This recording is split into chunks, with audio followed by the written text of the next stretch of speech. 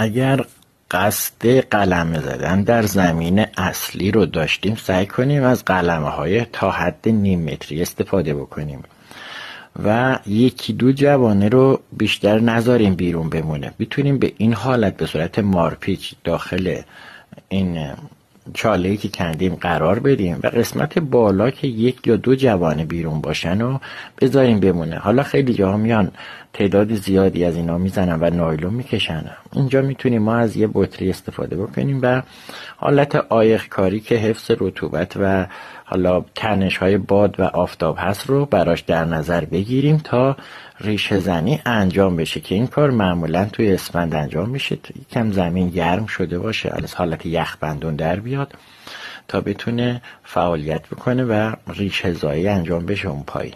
و بعد که یواش یواش جوانه ها فعال شد، این بطری رو برداریم و